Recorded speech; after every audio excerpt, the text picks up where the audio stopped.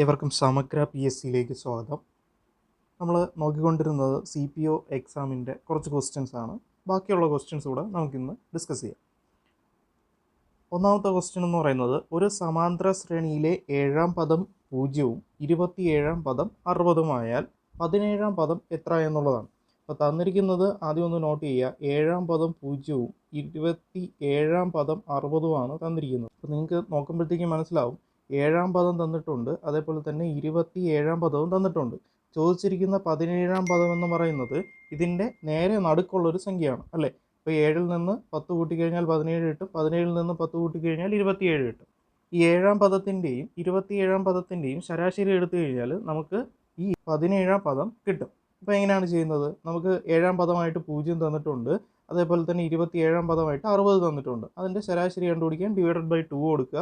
ചെയ്യുമ്പോഴത്തേക്ക് 60/2 എന്ന് കിട്ടും. ആൻസറായിട്ട് 30 എന്ന് കിട്ടും. ഓക്കെ, അപ്പോൾ ഇതേ ചോദ്യം തന്നെ ഇങ്ങനെയും തരാം. അതായത് 7-ാം പദം 0-ഉം 27-ാം പദം 60-ഉം ആണെങ്കിൽ പൊതുവ്യത്യാസം എത്ര, കോമൺ ഡിഫറൻസ് എത്രയാണ് എന്നുള്ളൊരു ചോദ്യവും വേണമെങ്കിൽ ചോദിക്കാം. അപ്പോൾ അത് കണ്ടുപിടിക്കാൻ വേണ്ടിയിട്ട് ആദ്യം പദങ്ങളുടെ വ്യത്യാസം ഡിവൈഡഡ് സ്ഥാനങ്ങളുടെ വ്യത്യാസം ചെയ്തു കഴിഞ്ഞാൽ നമുക്ക് എന്ത് കിട്ടും? ഈ കോമൺ ഡിഫറൻസ് എത്രയാണ് അല്ലെങ്കിൽ പൊതുവ്യത്യാസം എത്രയാണെന്ന് കിട്ടും. അപ്പോൾ പദങ്ങളുടെ വ്യത്യാസം എന്ന് പറയുമ്പോഴത്തേക്കും നമുക്ക് ഇവിടെ എത്രയാണ് വരുന്നത്? 60 - 0 ചെയ്യാം. സ്ഥാനങ്ങളുടെ വ്യത്യാസം എന്ന് പറയുമ്പോഴത്തേക്ക് 27 - 7 ചെയ്യാം അല്ലേ. അപ്പോൾ അങ്ങനെ ചെയ്യുമ്പോഴത്തേക്കും നമുക്ക് എത്രയെന്ന് കിട്ടും? 60/20 എന്ന് കിട്ടും. 60/20 ചെയ്യുമ്പോഴത്തേക്കും നമുക്ക് എത്രയെന്ന് കിട്ടും? ആൻസർ 3 എന്ന് കിട്ടും. അപ്പോൾ ഇവിടുത്തെ പൊതുവ്യത്യാസം എത്രയാണ്? 3 ആണ്. ഇതറിയാമെങ്കിൽ ഇത് ഉപയോഗിച്ച് നമുക്ക് എന്ത് ചെയ്യാം? കണ്ടുപിടിക്കാം. എങ്ങനെയാണ്? 7-ാം പദം എന്ന് പറയുന്നത് 0 ആണ്. അപ്പം പൊതുവ്യത്യാസം എന്ന് പറയുന്നത് 3 ആണെങ്കിൽ അപ്പോൾ അതിൻ്റെ കൂടെ 10 കൂട്ടുക, അതായത് 30 കൂട്ടുമ്പോഴത്തേക്കും നമുക്ക് എത്ര കിട്ടും? ഈ 17-ാമത്തെ സംഖ്യ എത്രയാണെന്ന് കിട്ടും. അപ്പോൾ 7 0 ആണ്, അതിൻ്റെ കൂടെ 30ഉം കൂടെ കൂട്ടിയപ്പോഴത്തേക്കും നമുക്ക് എത്രയെന്ന് കിട്ടി? 17-ാം പദം 30 എന്നുള്ളൊരു ആൻസർ കിട്ടി. അപ്പോൾ ആൻസർ എന്ന് പറയുന്നത് ഇവിടെ ഏതാണ്? ഓപ്ഷൻ സി ആണ്. 30 എന്നുള്ളതാണ് ആൻസറായിട്ട് വരുന്നത്. ക്ലിയർ അല്ലേ? അടുത്ത ക്വസ്റ്റ്യൻ എന്ന് പറയുന്നത്, എണ്ണൽ സംഖ്യകളുടെ ക്യൂബുകളുടെ തുക കണ്ടുപിടിക്കുക എന്നുള്ളതാണ് തന്നിരിക്കുന്നത്. എണ്ണൽ സംഖ്യകളുടെ ക്യൂബുകളുടെ തുക എന്നുള്ളതാണ് തന്നിരിക്കുന്നത്. അപ്പോൾ എണ്ണൽ സംഖ്യകളുടെ ക്യൂബുകളുടെ തുക എങ്ങനെ കണ്ടുപിടിക്കാമെന്ന് ചോദിച്ചു കഴിഞ്ഞാൽ നമുക്ക് ഒന്ന് റിവൈസ് ചെയ്ത് നോക്കാം. എണ്ണൽ സംഖ്യകളുടെ തുകയാണ് കണ്ടുപിടിക്കാനുള്ളതെങ്കിൽ നമ്മൾ എന്ത് ചെയ്യും? n × n+1/2 ചെയ്ത് കഴിഞ്ഞാൽ നമുക്ക് എന്ത് ചെയ്യാം? എണ്ണൽ സംഖ്യകളുടെ തുക കണ്ടുപിടിക്കാം. അതേപോലെ തന്നെ നമുക്ക് എണ്ണൽ സംഖ്യകളുടെ വർഗ്ഗങ്ങളുടെ തുകയാണ് കണ്ടുപിടിക്കേണ്ടതെങ്കിൽ n × n+1 2n+1/6 ആണ് നമുക്ക് ചെയ്യേണ്ട സമവാക്യം എന്ന് പറയുന്നത്. അതേപോലെ തന്നെ എണ്ണൽ സംഖ്യകളുടെ ക്യൂബുകളുടെ തുകയാണെങ്കിൽ അല്ലെങ്കിൽ ഘനങ്ങളുടെ തുകയാണ് കണ്ടുപിടിക്കേണ്ടതെങ്കിൽ n × n+1/2 the whole square ആണ് നമുക്ക് ചെയ്യേണ്ടത്. n × n+1/2 the whole square ആണ് നമുക്ക് ക്യൂബുകളുടെ തുക കണ്ടുപിടിക്കാൻ വേണ്ടിയിട്ട് വേണ്ട സമവാക്യം എന്ന് പറയുന്നത്. എന്നെ എപ്പോഴും ചോദിച്ചാൽ നമ്മൾ എന്താണ് പറയേണ്ടത്? എണ്ണമാണ് n എന്നുകൊണ്ട് ഉദ്ദേശിക്കുന്നത്. അപ്പോൾ n എന്ന് പറയുന്നത് ഇവിടെ എത്രയാണ്? 20 ആണ്. അപ്പോൾ 20 × 21/2 ദി ഹോൾ സ്ക്വയർ അല്ലേ. അപ്പോൾ എത്രയെന്ന് കിട്ടും? 210 സ്ക്വയർ ആണ്. അതിൻ്റെ ആൻസർ എത്രയെന്ന് വരും? 21ൻ്റെ സ്ക്വയർ 441, 2 0 കൂടെ കൊടുക്കുക, ആൻസറായി ഓപ്ഷൻ ഡി ആണ് ആൻസറായിട്ട് വരുന്നത്. അടുത്ത ക്വസ്റ്റ്യനിലേക്ക് പോവാം. ഒരു ചതുരക്കട്ടയുടെ നീളവും വീതിയും ഉയരവും യഥാക്രമം 3:5:8 എന്ന അംശബന്ധത്തിലാണ്. അതിൻ്റെ ഉപരിതല വിസ്തീർണം 1422 സെൻറ്റിമീറ്റർ സ്ക്വയർ ആയാൽ ചതുരക്കട്ടയുടെ ഉയരം എത്രയായിരിക്കും എന്നുള്ളതാണ് ചോദ്യം. അപ്പോൾ ചതുരക്കട്ട എന്ന് പറയുമ്പോഴത്തേക്ക് നമുക്ക് ക്യൂബോയിഡ് എന്നാണ് അതിൻ്റെ ഇംഗ്ലീഷിൽ വരുന്ന പേരെന്ന് പറയുന്നത്. അപ്പോൾ ഇവിടെ നമുക്ക് ചതുരക്കട്ടയുടെ സർഫസ് ഏരിയ കണ്ടുപിടിക്കാൻ വേണ്ടിയിട്ട് നമുക്ക് ഇക്വേഷൻ ഉണ്ട്. അതായത് 2 × LB + BH + LH എന്നുള്ളതാണ് ഇക്വേഷൻ. അതിനകത്തേക്ക് കൊടുക്കുകയാണെങ്കിൽ LB എന്ന് പറഞ്ഞു കഴിഞ്ഞാൽ 3x × 5x എന്നാണ്. L എന്ന് പറയുന്നത് 3x-ഉം B എന്ന് പറയുന്നത് 5x-ഉം H എന്ന് പറയുന്നത് 8x-ഉമായിട്ടാണ് എടുക്കുന്നത്. അപ്പോൾ നമ്മൾ മൾട്ടിപ്ലൈ ചെയ്യുകയാണെങ്കിൽ 2 × 15x² + 40x² + 8 × 3 24x² എന്നിങ്ങനെ കിട്ടും. ഓക്കെ, x² പുറത്തേക്ക് എടുത്ത് ചെയ്ത് കഴിഞ്ഞാൽ നമുക്ക് എന്തെന്ന് വരും? 2x² × 15 + 40 + 24 എന്ന് വരും. അതായത് 79. അതായത് 2x² × 79 ആണ് നമുക്ക് എത്രയെന്ന് പറയുന്നത്? സർഫസ് ഏരിയ ആയിട്ടുള്ള 1422 എന്ന് പറയുന്നത്. ഇതിൽ നിന്ന് x² കണ്ടുപിടിക്കാൻ വേണ്ടിയിട്ട് x² = 1422 ÷ 2 × 79 ചെയ്യുമ്പോഴത്തേക്ക് നമുക്ക് x² കിട്ടും. അതായത് 9 എന്നാണ് ഇത് ചെയ്യുമ്പോഴത്തേക്കും നമുക്ക് ആൻസറായിട്ട് കിട്ടുന്നത്. അപ്പോൾ എക്സ് സ്ക്വയർ 9 ആണെങ്കിൽ എക്സ് എന്ന് പറയുന്നത് എത്രയായിരിക്കും? 3 ആയിരിക്കും. എക്സ് സ്ക്വയർ 9 ആണെങ്കിൽ എക്സ് എന്ന് പറയുന്നത് 3 ആയിരിക്കും. അപ്പോൾ എക്സ് 3 എന്ന് കിട്ടിക്കഴിഞ്ഞാൽ നമുക്ക് കണ്ടുപിടിക്കേണ്ടത് എന്താണ്? ഹൈറ്റ് ആണ് കണ്ടുപിടിക്കേണ്ടത്. 8 എത്രയാണെന്നാണ് കണ്ടുപിടിക്കേണ്ടത്. അപ്പോൾ 8 × 3 ചെയ്യുമ്പോഴത്തേക്കും നമുക്ക് കിട്ടുന്ന ആൻസർ എന്ന് പറയുന്നത് എത്രയാണ്? 24 എന്നുള്ളതാണ്.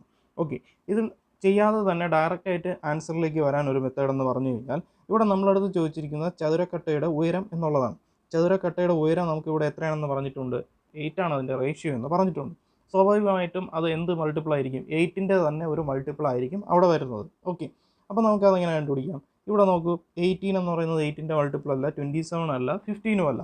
അപ്പോൾ 8ൻ്റെ മൾട്ടിപ്പിൾ ആയിട്ട് ഇവിടെ ഒരു ആൻസർ മാത്രമേ വരുന്നുള്ളൂ. അപ്പോൾ അതിൽ നിന്ന് തന്നെ നമുക്ക് എന്ത് ചെയ്യാം? പെട്ടെന്ന് കണ്ടുപിടിക്കാൻ കഴിയും. ഇനി കുറച്ചുകൂടെ ഉറപ്പിക്കാൻ വേണ്ടിയിട്ടാണ് നമ്മൾ ഈ ഒരു സ്റ്റെപ്പൊക്കെ കൊടുത്ത് നമ്മളിത് ചെയ്ത് നോക്കേണ്ടത്. ഓക്കെ, ക്ലിയർ അല്ലേ?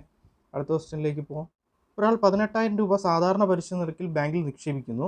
5 വർഷത്തിന് ശേഷം 6,300 രൂപ പലിശ കിട്ടിയാൽ പലിശ നിരക്ക് എത്രയായിരിക്കും എന്നുള്ളതാണ് ചോദ്യം. ഈ NR ആണ് നമുക്കിവിടെ ടോട്ടലായിട്ടുള്ള സാധനങ്ങളെന്ന് പറയുന്നത്.